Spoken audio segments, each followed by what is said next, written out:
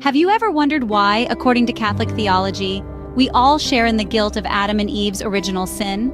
Well, let's delve into this profound concept. In the heart of Catholic belief lies the idea of original sin. It's not a personal sin committed, but rather a state of sin inherited from our first parents, Adam and Eve. As they disobeyed God in the Garden of Eden, they fell from their original state of grace into a state of sin. This fallen state, this original sin, has been transmitted to every human being born into this world, with the sole exceptions being Jesus Christ and the Blessed Virgin Mary. Original sin isn't about blame. It's about a shared human condition, a spiritual inheritance, if you will. It's the idea that our human nature, marred by Adam and Eve's disobedience, carries a deep-seated tendency to turn away from God. This inherent sin, according to the theology, affects every aspect of our lives. The concept of original sin didn't just appear out of thin air, it has its roots in the Bible. In the book of Genesis, we find the story of the first man and woman, Adam and Eve, living in the Garden of Eden. This paradise was a divine gift, a place where they lived in harmony with God, each other, and nature. But there was one caveat. In the midst of the garden stood the tree of knowledge of good and evil. God commanded Adam and Eve not to eat from this tree, a directive that was clear and unequivocal. Yet, tempted by the serpent's cunning words, Eve tasted the forbidden fruit and shared it with Adam. In that moment, they defied God's command, choosing their own will over the divine will. This act of disobedience, this choice to value self-will over divine command, is considered the genesis of original sin. It wasn't just a simple act of eating a fruit, it was a deliberate act of defiance, an assertion of human will over divine authority. It was a decision to choose knowledge over obedience, independence over dependence on God. The consequences of this disobedience were immediate and profound. Adam and Eve were banished from the Garden of Eden, a place of divine communion and unspoiled beauty. They were subjected to mortality, toil, and suffering, a stark contrast to the blissful existence they once knew. This painful reality became the lot of their descendants, all of humanity. In essence, the story of Adam and Eve's disobedience serves as a metaphorical explanation for the human condition, the struggles, the pains, the moral dilemmas we face. It's a story that articulates the inherent tendency of humans to err, to falter, to choose self over others, and the resulting consequences of such choices. And thus, the concept of original sin was born from the disobedience of the first humans.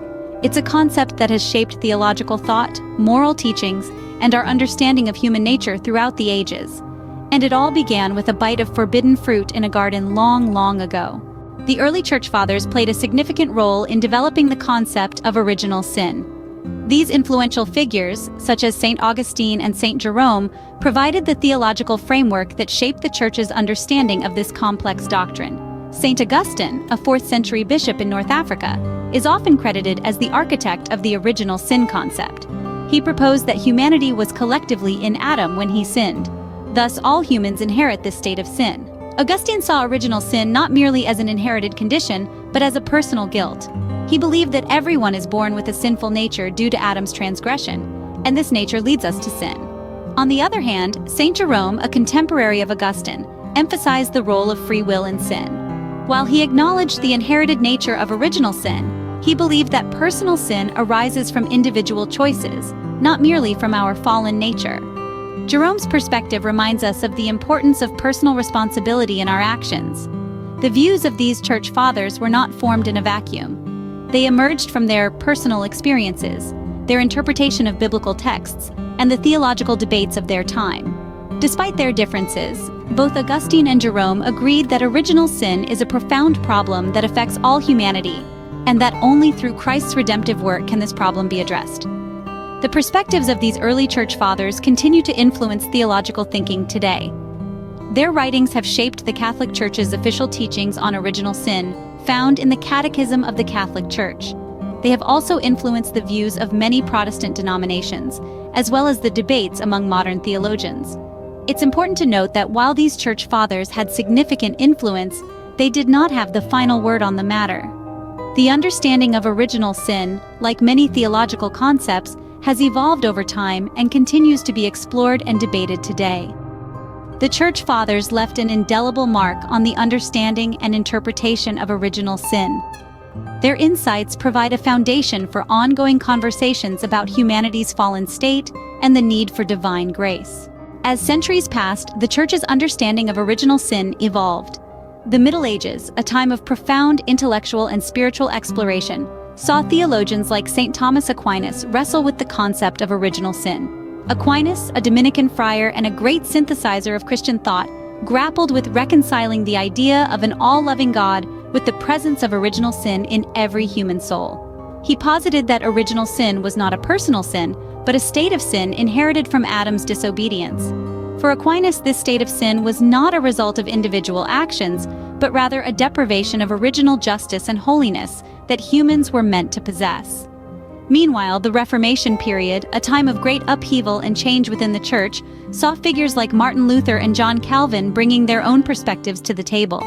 Luther, a former Augustinian monk, emphasized the total depravity of human nature due to original sin.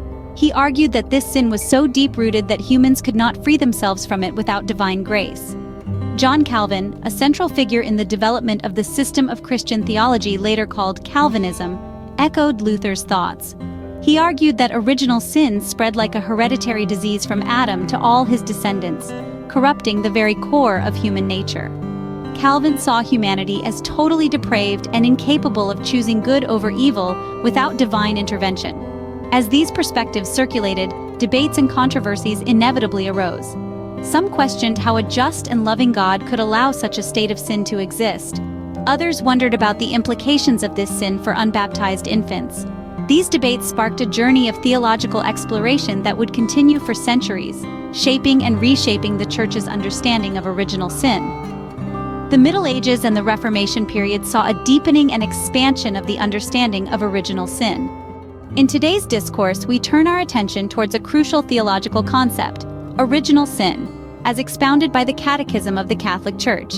The Catechism of the Catholic Church provides an authoritative perspective on original sin, drawing its understanding from centuries of biblical exegesis and theological reflection. According to the Catechism, original sin is an essential doctrine that shapes our understanding of human nature and our relationship with God. It refers to the sin that Adam committed, which resulted in the fall of humanity. This was not just an isolated event, but rather a fundamental rupture in man's original friendship with God, and this rupture is inherited by every human being. Unlike personal sin, original sin does not result from an individual's actions, but is a state of sin inherited from our first parents. The Catechism also clarifies that the story of Adam and Eve is not to be taken in a literal sense, but instead to be understood symbolically. The Catechism teaches that although we are born with this inherent disunity with God, His grace offered through the sacrament of baptism restores our original holiness and justice. However, the consequences of original sin, evident in disorder we see in the world and within ourselves, persist.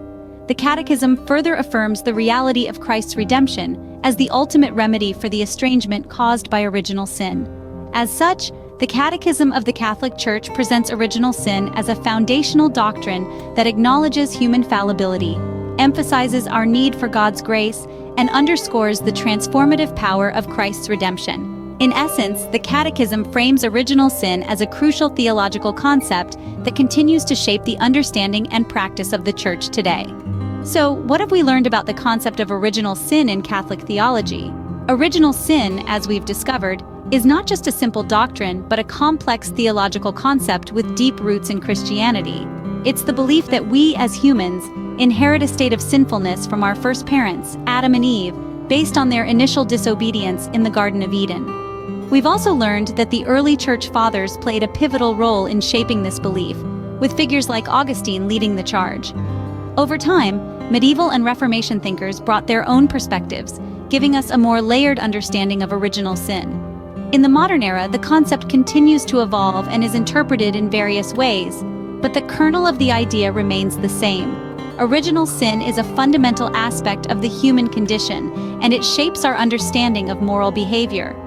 While the concept of original sin in Catholic theology is complex and nuanced, it continues to be a foundational belief shaping the understanding of human nature and morality.